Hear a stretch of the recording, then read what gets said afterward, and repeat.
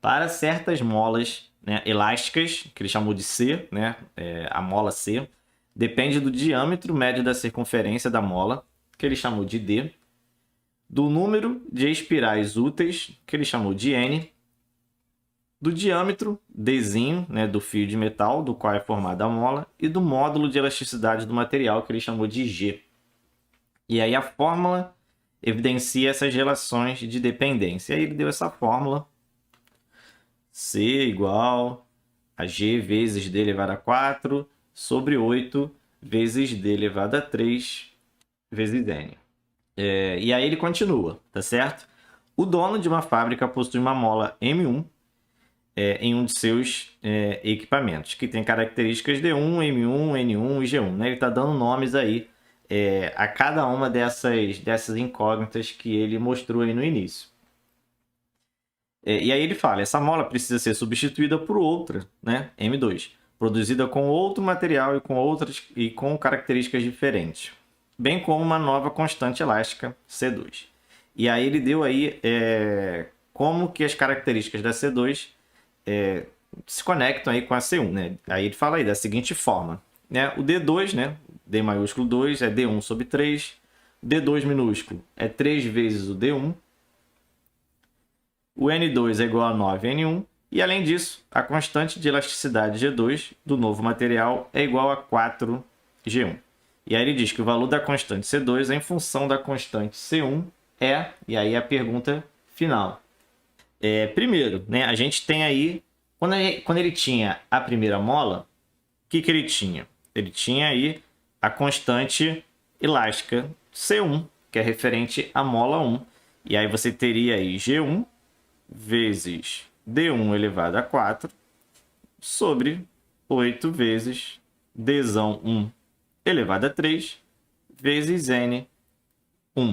Tá? Então aqui eu só dei o índice 1 a cada uma dessas incógnitas da constante elástica aí da mola número 1.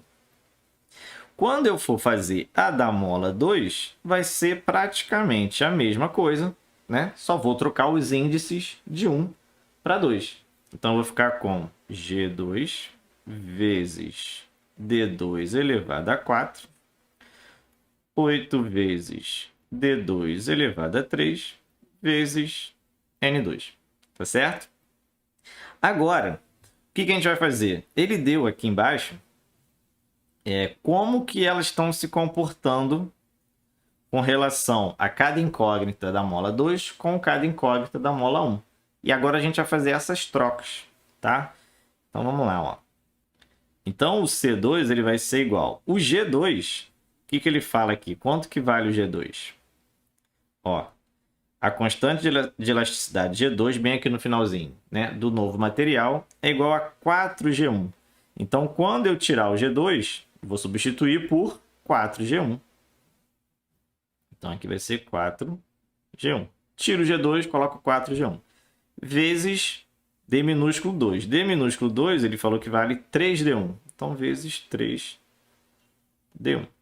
E o D1, como o D2 estava elevado a 4, o 3D1, que é o referente ao D2, ele vai ficar elevado a 4. E tudo isso sobre o próprio 8, vezes o D2 elevado a 3. Só que o D2 maiúsculo, né? Ele disse aqui que vale D1 sobre 3.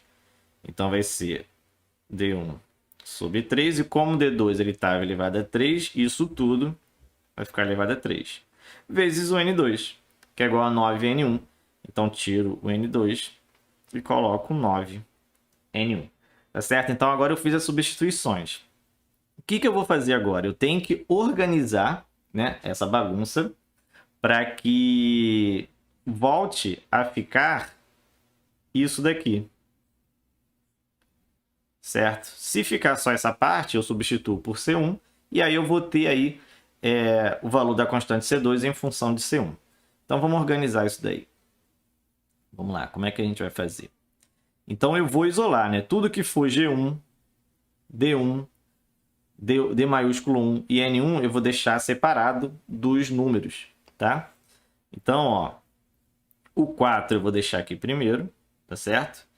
Essa parte aqui, vai ficar 3 elevado a 4 e D1 elevado a 4, certo? O expoente ele vai cair em cada um desses fatores. Então aqui, esse 3 elevado a 4 eu já vou puxar para frente, tá certo? Já vou começar a organizar. E aí de letra ali no numerador, o que sobrou? Sobrou o G1 e sobrou o D1 elevado a 4. Certo? No denominador, o que sobrou? Esse 8 eu vou deixar para trás, porque esse 8 ele faz parte do C1. Então, esse 8 eu vou deixar aqui para trás. Tá? Em questão de número aqui, a gente só tem o 9, certo? E esse D1 sobre 3 elevado a 3 é D1 elevado a 3 sobre 3 elevado a 3. E 3 elevado a 3 é 27. Então, aqui eu vou ficar com 9 sobre 27, tá certo? E aí sobrou o 8, né, que eu já botei aqui. Vai ficar o D1 elevado a 3. E vai ficar o N1, certo? Vou até chegar um pouquinho aqui para o lado. Para ela ficar organizada, certo? Então, a gente tem aí a nossa fórmula quase completamente organizada, tá? A gente tem agora quase tudo que a gente quer do lado aqui, ó. Ó, G1, G1. D1 elevado a 4, D1 elevado a 4. 8, 8. D maiúsculo 1 elevado a 3, D maiúsculo 1 elevado a 3 e N1, N1. Então, isso aqui que eu pintei de amarelo é exatamente o C1, certo? Então, eu vou fazer agora essa substituição. O que vai sobrar aí na... O que vai sobrar? Vai sobrar o 4 vezes 3 elevado a 4 é 81, já vou fazer, tá certo? Esse 9 sobre 27 eu posso simplificar, né? Por 9 em cima e embaixo para dar 1/3. E aqui a parte toda amarela é igual a C1. Então vai ficar vezes C1. E agora? Agora já estamos quase acabando. Por quê? Porque aqui a gente vai ter o C2, né? Lembra, isso aí tudo é o que a gente está fazendo, é o C2. Vai ficar 4 vezes 81. Né? Repete a primeira e multiplica pelo inverso da segunda. O inverso da segunda vai ficar 3 vezes 1. E esses três números multiplicados, é só fazer a multiplicação, né? Não tem muito problema. Vai dar 9, 7, 2. C1. C1, né? Ou seja, escrevi o C2 em função de C1. E 972 C1 é o quê? É a letra A de animal. Certo?